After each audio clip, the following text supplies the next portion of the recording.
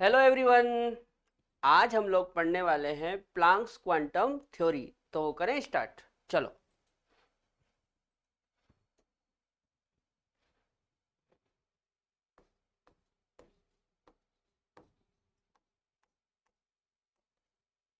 Planck's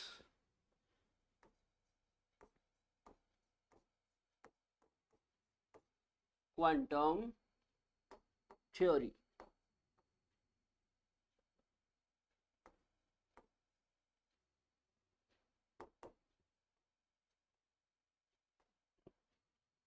Planck's quantum theory. ठीक है।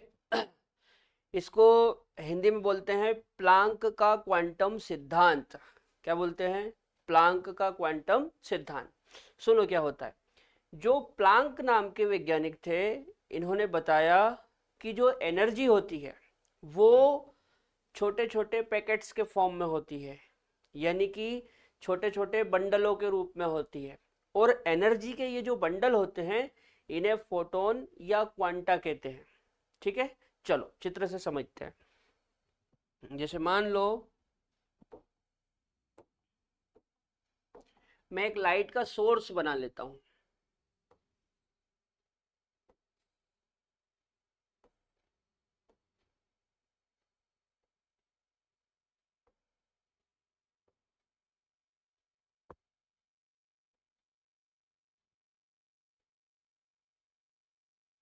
ये मान लो एक लाइट का सोर्स है ना।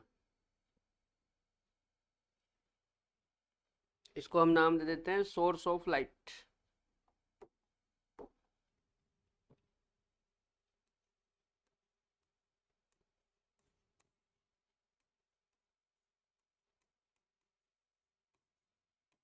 ठीक है। अब चूंकि ये लाइट का सोर्स है, तो इसमें से जो लाइट निकलेगी, ये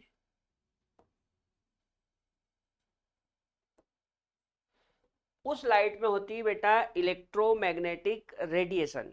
क्या होती है? Electromagnetic radiation. तो मैं इसको नाम दे देता हूं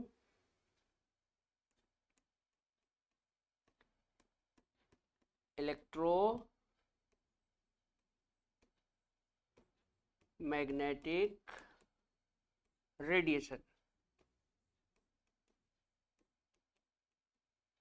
ठीक है। अब ये जो इलेक्ट्रोमैग्नेटिक रेडिएशन होती है, इसके अंदर होते हैं एनर्जी के पैकेट।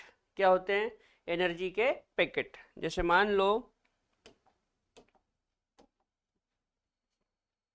ये जो रेडिएशन है, इसमें होते हैं एनर्जी के पैकेट।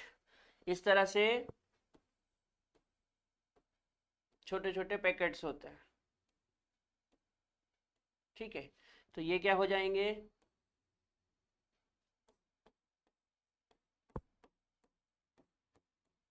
Packets of energy. अब ये जो एनर्जी के पैकेट होते हैं ना बेटा, इन्हीं को बोलते हैं फोटोन या क्वांटा। क्या बोलते हैं?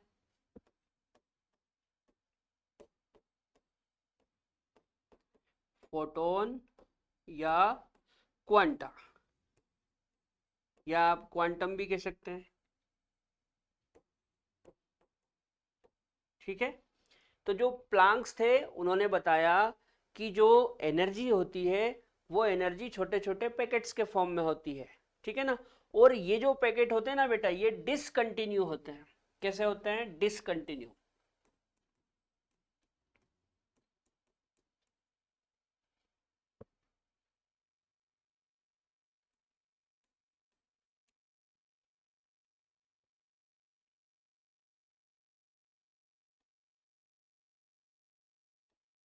ये जो पैकेट होते हैं, ये कैसे होते हैं? डिसकंटिन्यूअस। डिसकंटिन्यूअस का मतलब है असतत। मतलब ये कंटिन्यू नहीं होंगे, डिसकंटिन्यू होंगे। मतलब इनके बीच में थोड़ा सा गैप होगा, ऐसे रुक रुक के आएंगे। ठीक है ना। तो ये चित्र बना लो एक बार।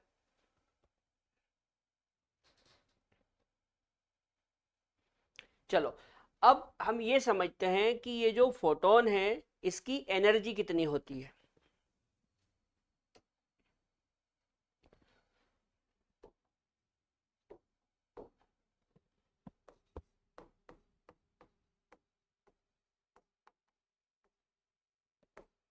अकॉर्डिंग टू प्लैंक्स,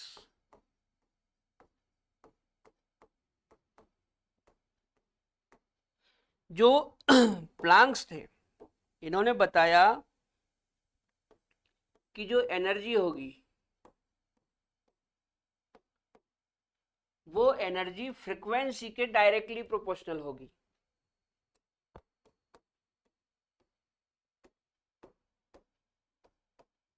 ठीक है, जो एनर्जी होगी वो फ्रीक्वेंसी के कैसे होगी, डायरेक्टली प्रोपोर्शनल। तो यहाँ पे एनर्जी को हम ई से रिप्रेजेंट करते हैं और फ्रीक्वेंसी को न्यू से। ठीक है, इसको क्या पढ़ते हैं, न्यू। अब जब मैं ये समानुपाती का निशान हटाता हूं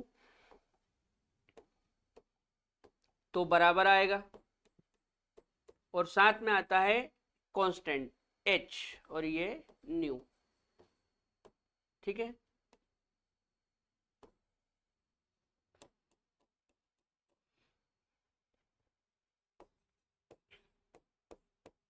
यहां यहां बेटा ये जो ई है ना, ये है एक फोटोन की एनर्जी। किसकी, एक फोटोन की एनर्जी। तो मैं इसको लिख सकता हूं एनर्जी ऑफ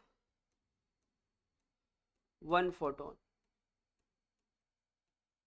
ठीक अच्छा, ये जो न्यू है, या पहले एच के बारे में देख लेते हैं। एच, इस एच को बोलते हैं प्लांक कांस्टेंट। क्या बोलते हैं, प्लांक्स कांस्टेंट।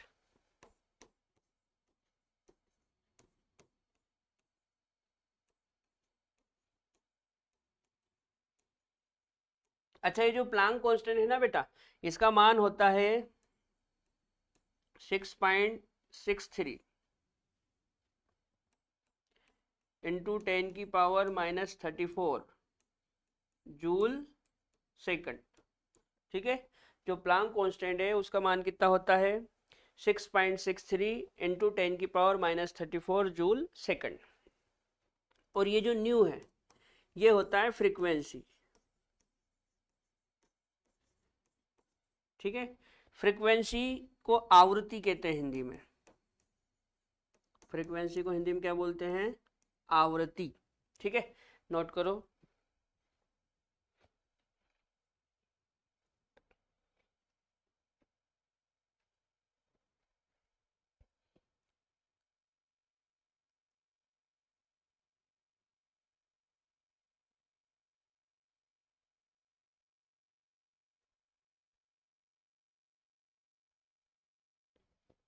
समझ में आया।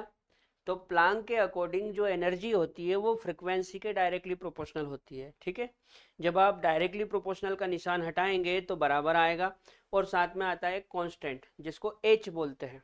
ठीक है ना, तो फॉर्मूला हो जाएगा ई बराबर एच न्यू। ठीक है, ये जो एच होता है ये प्लांक कांस्टेंट है जिसकी वैल्यू होती है 6.63 इंटू 10⁻⁻34 जूल सेकंड। ठीक है, चलो आगे बढ़ते हैं।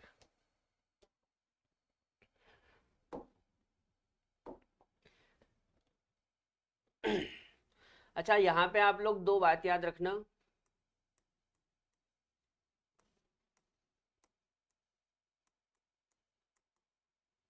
याद रखें, पहला तो जो एनर्जी होती है इसकी एसआई यूनिट जूल होती है। ठीक है ना, तो एनर्जी,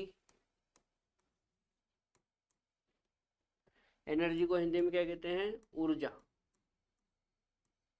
ठीक है, ऊर्जा की एसआई यूनिट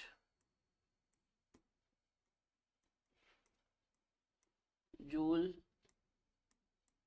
होती है। ठीक है, एनर्जी की एसआई यूनिट क्या होती है, जूल। याद रखना, जूल होती है ना। दूसरा, फ्रीक्वेंसी। ये आवृत्ति होती है।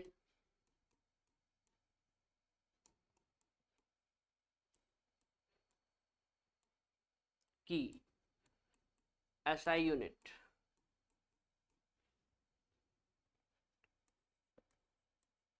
सेकंड इनवर्स या हर्ट्ज है।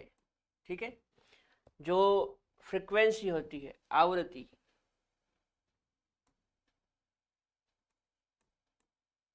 उसकी एसआई यूनिट क्या होती है? सेकंड इनवर्स या हर्ट्ज।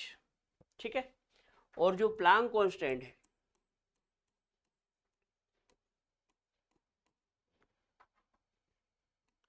प्लांक्स कांस्टेंट की एसआई यूनिट जूल सेकंड है।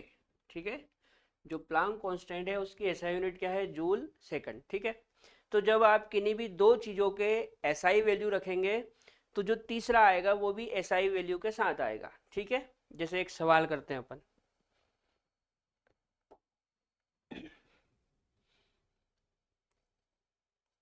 जैसे मान लो आपको एक क्वेश्चन दिया,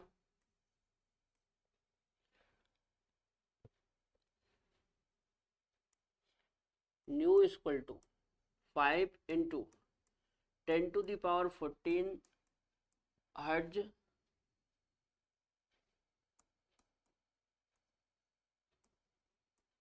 है। ठीक है, ऊर्जा बताएं। ठीक है, न्यू कितना है? 5 × 10⁻14 हर्ट्ज, और क्या बताना है? ऊर्जा। तो हम क्या करेंगे, हम लिखेंगे E बराबर एच न्यू। ठीक है, अच्छा, एच कितना होता है? 6.63 इंटू 10⁻⁻34। ये एसआई वैल्यू है, और जो मेरे को फ्रीक्वेंसी दे रखी है वो भी एसआई में दे रखी है। कितनी? 5 × 10⁻14। ठीक है, चलो सोल्व करते हैं। 6.63 इंटू 5 इंटू 10⁻⁻34 इंटू 10⁻14। ठीक, अब यहाँ से जब आप इसको सोल्व करेंगे तो ये आएगा 20। कितना आएगा? माइनस का 20। ठीक है ना, ये -34 है और ये +14। जब -34 में से आप 14 को घटाएंगे तो 20 आएगा, और चूंकि बड़ी संख्या माइनस की है इसलिए चिन्ह माइनस का लगेगा।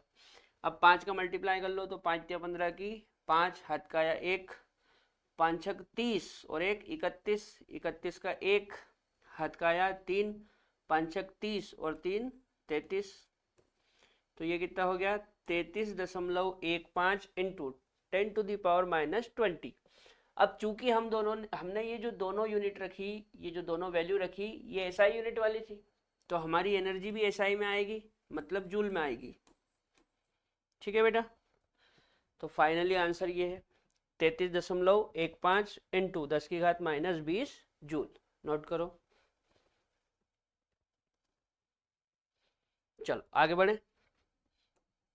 अब आपको एक दो बातें नोट लगा के लिख लेनी है। जैसे मान लो हमको n फोटोन की ऊर्जा निकालनी है। क्या निकालनी है? n फोटोन की ऊर्जा।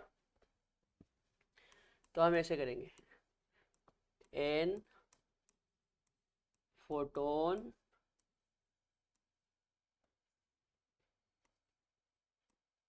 की ऊर्जा। तो n फोटोन की ऊर्जा कैसे निकालेंगे? तो देखो, एक फोटोन की ऊर्जा कैसे लिखते हैं? E बराबर एच न्यू।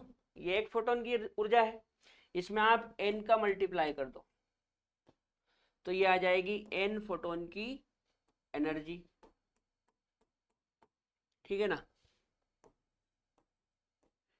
यहाँ यहाँ n 1 हो सकता है, 2 हो सकता है, 3 हो सकता है, 4, 5, 6, ऐसा कोई भी कंप्लीट नंबर होगा, ठीक है ना। तो यदि n फोटोन की एनर्जी पूछे तो हमको कुछ नहीं करना है, E बराबर h न्यू में n का गुणा कर देंगे, तो n फोटोन की ऊर्जा आ जाएगी, ठीक है।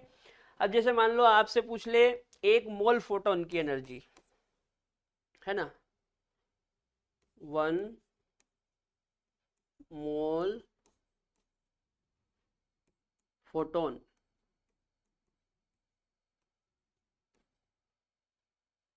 1 मोल फोटोन की ऊर्जा। तो 1 मोल फोटोन की ऊर्जा कैसे निकालेंगे, देखो फॉर्मूला होता है E बराबर एच न्यू, ये एक फोटोन की ऊर्जा है। अब 1 मोल होता है एवोगेड्रो नंबर के बराबर, तो मैं क्या करूंगा, मैं इसमें एवोगेड्रो नंबर का मल्टीप्लाई कर दूंगा, ठीक है। तो ये आ जाएगी 1 मोल फोटोन की ऊर्जा। कुछ नहीं करना है, E बराबर एच न्यू में एवोगेड्रो संख्या से गुणा करना है, तो 1 मोल फोटोन की ऊर्जा आ जाएगी, ठीक है ना। अब इसमें अगला हमको पढ़ना है बेटा एनर्जी और वेवलेंथ में रिलेशन।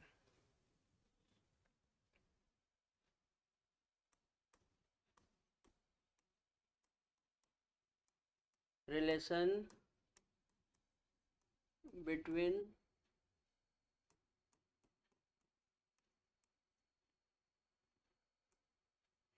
Energy and wavelength.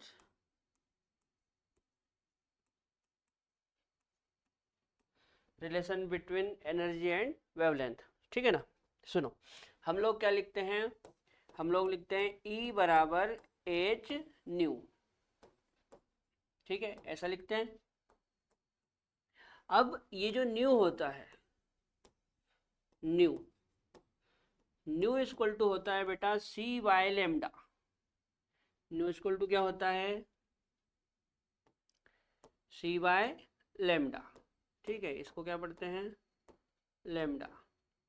तो न्यू इक्वल टू क्या होता है, C बाय लेमडा,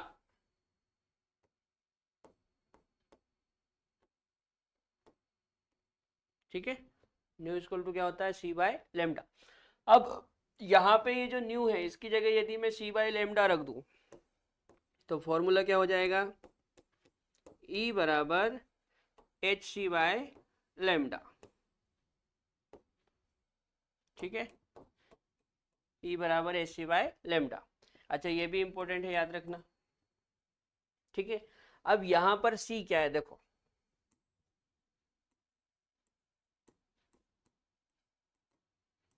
यहाँ जो C है ना बेटा, इसको बोलते हैं वेलोसिटी ऑफ लाइट, या ऐसा भी बोल सकते हैं speed of light, speed of light.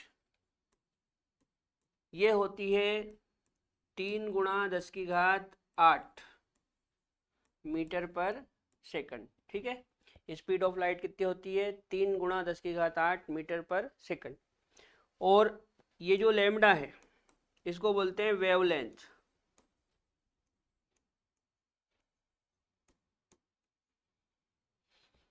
Wavelength को हिंदी में बोलते हैं तरंग दैर्घ्य, क्या बोलते हैं, तरंग दैर्घ्य, ठीक है।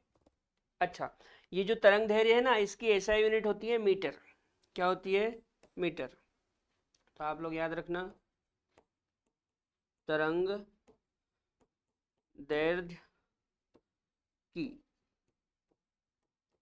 एसआई यूनिट मीटर होती है, ठीक है। जो तरंग दैर्घ्य होती है उसकी एसआई यूनिट क्या होती है बेटा, मीटर। याद रहेगी बात, नोट करो।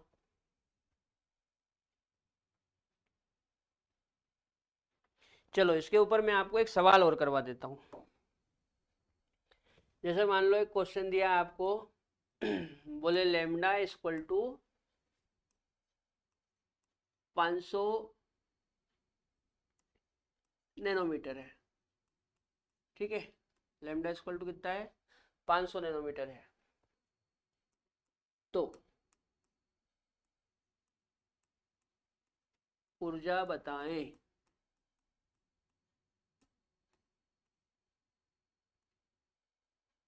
ठीक है, तो फॉर्मूला लगाओ।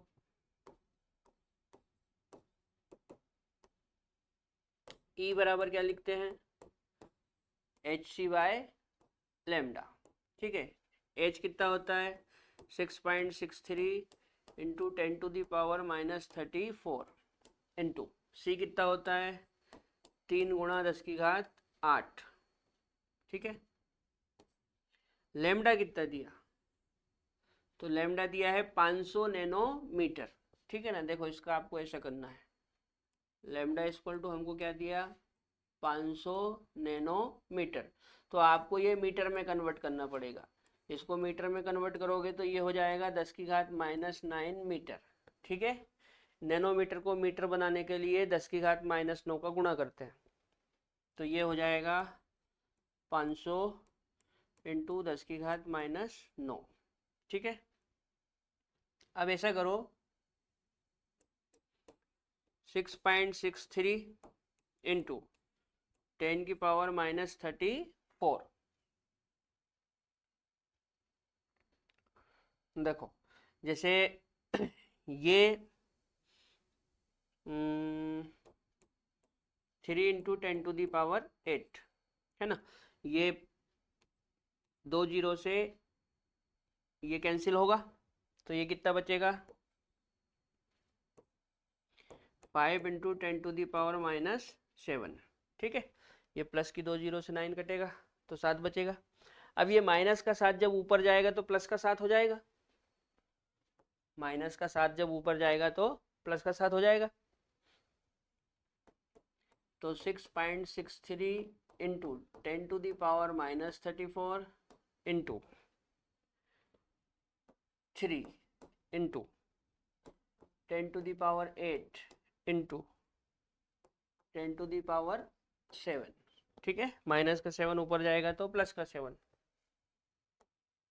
बटा 5।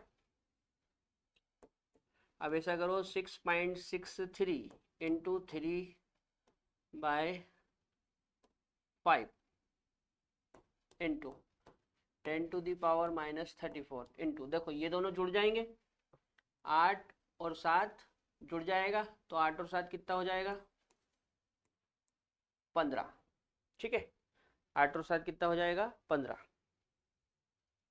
अब यहाँ पे देखोगे तो एक प्लस का और एक माइनस का, तो यहाँ पे ये कटेगा, तो ये हो जाएगा 6.63 इंटू 3/5 इंटू -34 में से जब आप 15 घटाएंगे तो ये आएगा माइनस का 19। कितना आएगा माइनस का 19। ठीक, अब आप लोग ऐसा करो, इस 5 से इस 3 को काटो तो कैसे कटेगा, देखो 6.63 है इंटू इस 5 से 3 में भाग लगाऊंगा तो नी जाने की 0 लगाई दशमलव उतारी 0, 30 हो जाएगा, और 5 छक 30 इंटू 10⁻⁻19।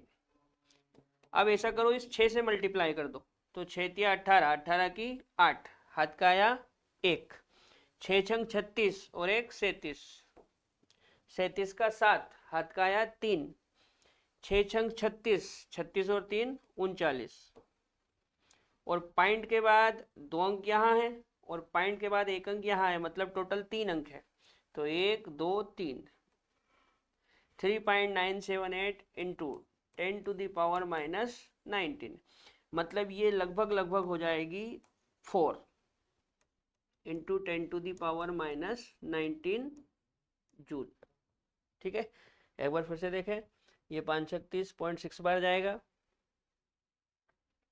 और 6 तिया 18 की 8, हाथ का 1, 6 छंग 36 है ना, 36 और 1 37, 37 का 7, हाथ का आया 3, 6 छंग 36, 36 और 3 39। ठीक है, और पॉइंट के बाद 2 अंक ही और पॉइंट के बाद 1 ही, मतलब टोटल 3 अंक है ना, तो 1 2 3 और ये पॉइंट लगा दिया, तो 3.978 लगभग 4 के बराबर है। तो आंसर हो जाएगा 4 × 10⁻⁻19 जूल, है ना। नोट करो।